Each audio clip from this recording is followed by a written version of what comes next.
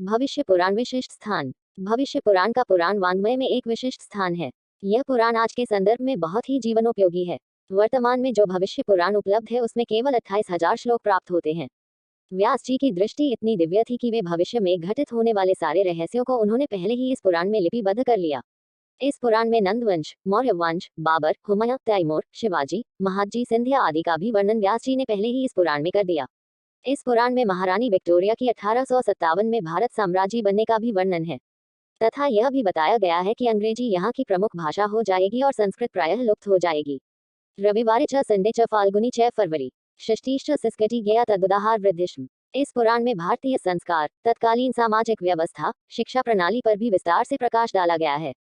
वस्तुतः भविष्य पुराण सौर प्रधान ग्रंथ है। सूर्योपासना एवं उसके महत्व का जैसा वर्णन भविष्य पुराण में आता है वैसा कहीं नहीं है। पंचदेवों में परिगणित सूर्य की महिमा, उनके स्वरूप, परिवार, उपासना पद्धति आदि का बहुत विचित्र वर्णन है। पुराण की कथा सुनने एवं सुनाने वाले को भी महाफल की प्राप्ति होती है।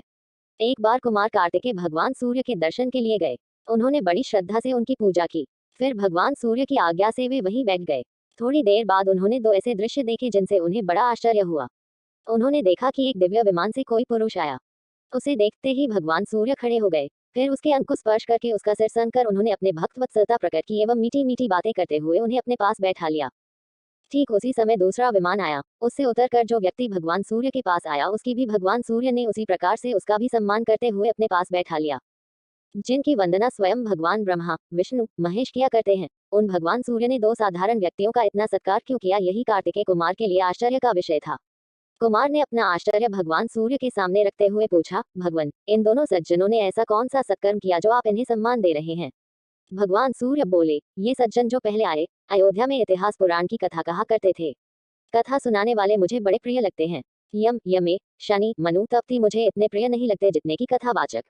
मुझे धूप, दीप आदि से भी पूजा करने में इतनी खुशी नहीं होती जितनी की कथा सुनाने से होती है। ये सज्जन कथावाचक हैं, इसलिए मैं इन पर इतना प्रसन्न हूँ। भगवान सूर्य ने आगे कहा कि ये सज्जन जो बाद में मेरे पास आए, उन्होंने बड़ी श्रद्धा से अनेकों पुराणों की कथा करवाए एवं सुनी। एक बार कथा समाप्त होने पर इन्होंने कथावाचक की प्रदक्षिणा की और उन्हें सोना दान में दिया।